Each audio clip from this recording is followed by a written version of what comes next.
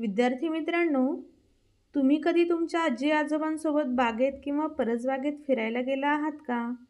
तिथे तुम्ही काय काय पाहिले? आपल्या आजच्या धड्यातील अमेय नावाचा मुलगा असाच त्याच्या आजोबांबरोबर परसबागेमध्ये फिरायला गेला आणि तिथे गेल्यानंतर त्याने काय काय पाहिले, आजोबांनी त्याला काय काय दाखवले, या सर्व गोष्टींची माहिती या धड्यातून आज आपण पाहणार आहोत. इयत्ता दुसरी, धडा 11, बागेतील फेरफटका. पहा मुलांनो, आपल्याला दिसते की अमेय त्याच्या आजोबांबरोबर बागेमध्ये फिरायला निघालेला आहे आणि ते ज्या रस्त्यावरून चाललेले आहेत त्या रस्त्याच्या दोन्ही बाजूंना भाताची शेते दिसत आहेत. अमेय आणि आजोबा बागेत गेले. बागेत खूप फळझाडे होती. त्या फळझाडांच्या भोवती कुंपण पण घातलेले होते.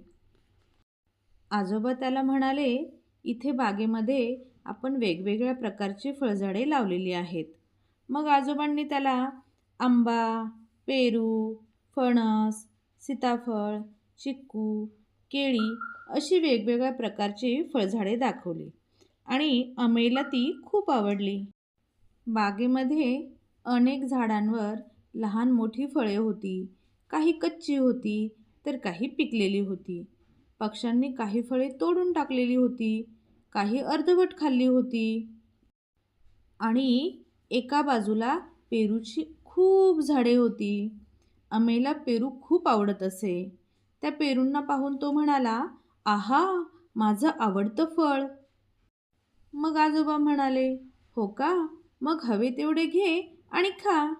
मग आजोबांनी त्या अमेयला पेरू दिला. अमेयने आवडीने तो पेरू खाल्ला. त्याला तो गोड पेरू खूपच आवडला होता. मग ते दोघे घराकडे निघाले.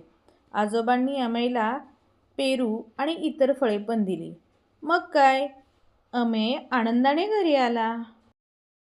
मग मुलांनो, आवडली ना अमेयची गोष्ट? चला, आता आपण या धड्याचे वाचन करू. अमेय आजोबांबरोबर बागेत फिरायला निघाला. अमेयला रस्त्याच्या दोन्ही बाजूंना भाताची शेते दिसली. अमेय आणि आजोबा बागेत पोहोचले. बागेत खूप फळझाडे होती.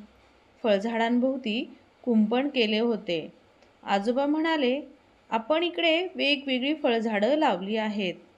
आजोबांनी आंबा, पेरू, फणस, सीताफळ, चिक्कू, केळी अशी कितीतरी प्रकारांची फळझाडे त्याला दाखवली. अमेयला बागेतील सीताफळ, चिक्कू, केळी ही फळझाडे खूप आवडली. बागेतील अनेक झाडांवर लहान, मोठी, कच्ची आणि पिकलेली फळे लागली होती. पक्ष्यांनी काही फळे तोडून अर्धवट खाऊन टाकली होती. एका बाजूला पेरूची अनेक झाडे होती. अमेयला पेरू फार आवडत असे. आहा, माझं आवडतं फळ, अमेय म्हणाला. हो का? मग हवे तेवढे घे व खा. आजोबांनी अमेयला पेरू दिला. अमेयने आवडीने तो पेरू खाल्ला. अमेयला गोड पेरू खूप आवडला. आजोबांनी घरी जाताना बागेतील पेरू आणि इतर फळे सोबत घेतली. अमेय आजोबांसोबत आनंदाने घरी आला. पाठातील नवीन शब्द बहरणे म्हणजे फुलणे. आता आपण या धड्यावर आधारित प्रश्नोत्तरे पाहूयात. प्रश्न पहिला, उत्तरे लिही. आकडा अ, अमेय कोणासोबत बागेत गेला होता? उत्तर, आजोबांसोबत. आकडा आ, रस्त्याच्या दोन्ही बाजूंना कशाची शेती होती? उत्तर, भाताची. ई, बागेमध्ये कोणकोणती फळझाडे होती? उत्तर, आंबा, पेरू, फणस, सीताफळ, चिक्कू, केळी.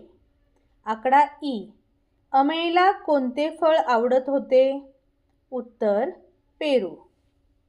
प्रश्न 2, अचूक शब्द ओळख व गोल कर. यामध्ये 4 शब्द दिलेले आहेत. त्यातील योग्य शब्दाला आपल्याला गोल करायचे आहे. आकडा अ, त्यामध्ये अचूक असणारा शब्द आहे आजोबा. आकडा आ यामध्ये अचूक असणारा शब्द आहे स्वच्छ.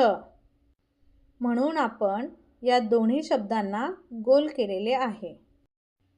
मुलांनो, ही सर्व उत्तरे तुम्ही तुमच्या वहीमध्ये लिहून घ्या. प्रश्न क्रमांक 3.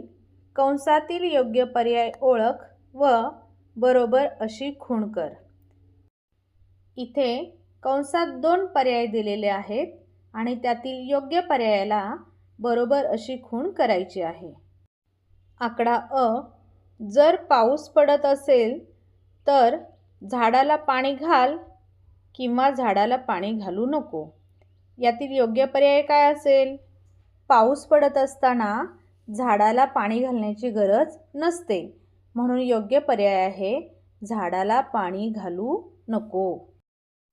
यानंतर आकडा आ. जर फळे कच्ची असतील तर तोडावी की तोडू नये? उत्तर आहे जर फळे कच्ची असतील तर तोडू नयेत. विचार कर व सांग. प्रश्न 1. झाडे बहरण्यासाठी कोणकोणत्या गोष्टींची आवश्यकता असते ते सांग. उत्तर: झाडे बहरण्यासाठी पाणी, सूर्यप्रकाश, हवा आणि सुपीक माती यांची आवश्यकता असते. प्रश्न 2. पक्ष्यांपासून पिकांचे रक्षण करण्यासाठी काय केले जाते? उत्तर: पक्ष्यांपासून पिकांचे रक्षण करण्यासाठी शेतात बुजगावणे उभे केले जाते. लिहिते होऊया. पेरूचे झाड तुझ्याशी बोलू लागले तर काय बोलेल ते लिही. या प्रश्नाचे उत्तर तुम्ही तुमच्या मनाने लिहू शकता किंवा लिहू शकता की पेरूचे झाड म्हणेल, माझी काळजी घे, मला पाणी घाल, माझी फळे सर्वांनी खा, पण माझ्या फांद्या तोडू नका. विद्यार्थी मित्रांनो, समजला ना धडा? असाच नवनवीन धड्यांचा सराव करत रहा.